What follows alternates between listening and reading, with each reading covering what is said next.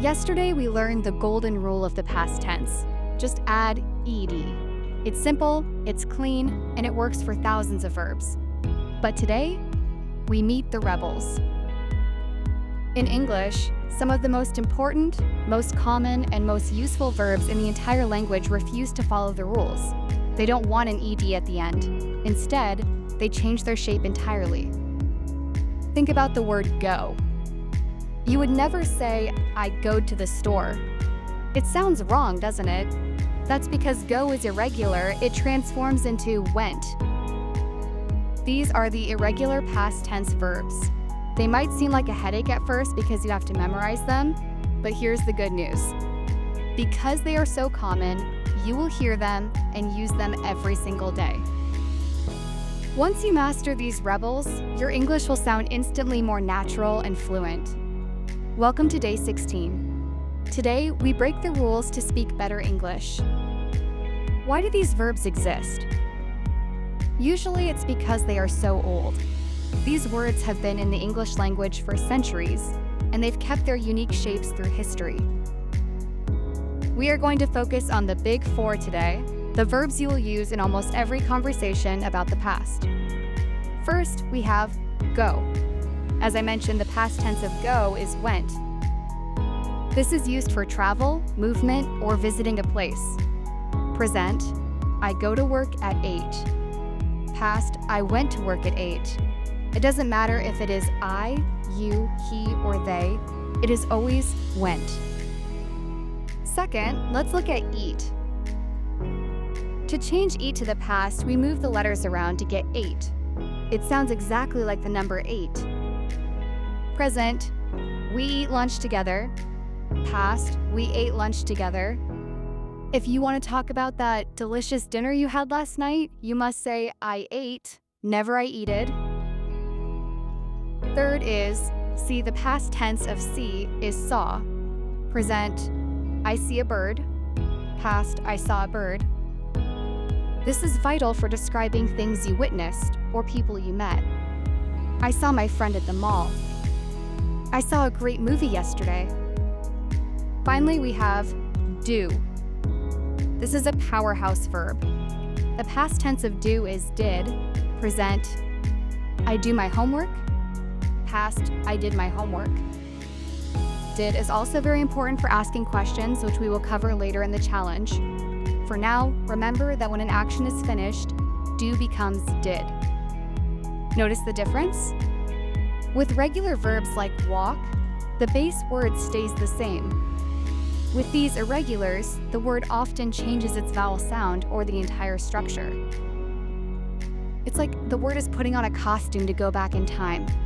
It might feel like a lot to remember, but think of these as special words.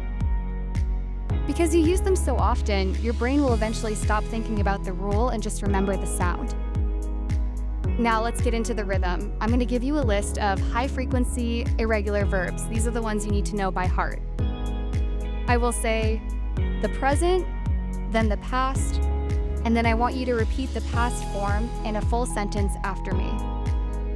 Don't be afraid to speak loudly. This is how your muscles learn the language. Let's start. The verb is buy. The past is bought. Repeat, bought. Sentence, I bought a new phone last week. The verb is drink. The past is drank. Repeat, drank. Sentence, he drank a glass of water. The verb is sleep. The past is slept. Repeat, slept. Sentence, I slept for 8 hours last night. The verb is give. The past is gave. Repeat, gave. Sentence, she gave me a gift. The verb is take. The past is took. Repeat, took. Sentence, they took a taxi to the airport. You're doing great, let's keep going. Some verbs change just one letter. Write becomes wrote. Repeat, wrote. Sentence, I wrote an email this morning. Speak becomes spoke. Repeat, spoke. Sentence. We spoke on the phone yesterday. Find becomes found. Repeat. Found. Sentence. I found my keys on the table. Now, here's a strange one. Some irregular verbs don't change at all. The verb is read. It is spelled the same in the past, but we pronounce it differently. Present, read, like the color read. Past, read like the color red. Repeat, I read a book yesterday. Another one is put. The past is still put. Repeat, I put the milk in the fridge. Let's do a quick fire round. I'll say the present, you shout the past. Go. Went, see, saw, eat, ate. Do, did, buy, bought, come, came, make, made, get, got. Excellent, you are training your brain to recognize these patterns. Even though they are irregular, many of them follow similar sounds like buy, bought, and think/thought. The more you hear them, the more they will start to sound right to your ears. Why is it so important to memorize these specific forms? It's because English speakers use irregular verbs more than almost any other words. If you use the deed rule for everything, you will still be understood, but you will sound like a very young child. By learning these changes, went, saw, had, felt, you are showing that you have moved to an intermediate level of English. Don't feel overwhelmed.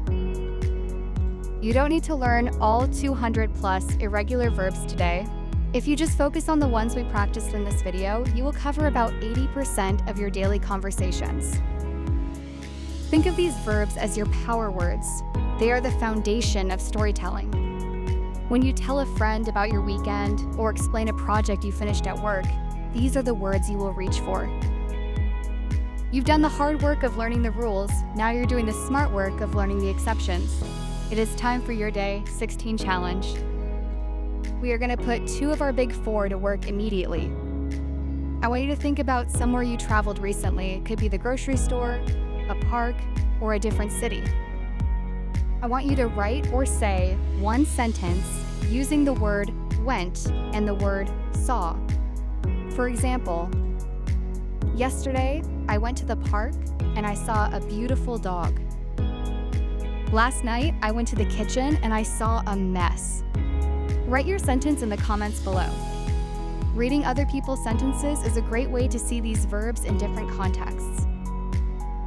You are officially past the halfway point of this challenge, and you are handling some of the trickiest parts of the English language with ease. Give this video a like if you're starting to feel more confident with the past tense. Tomorrow, we're going to step away from grammar for a bit and focus on something very practical: locations and directions.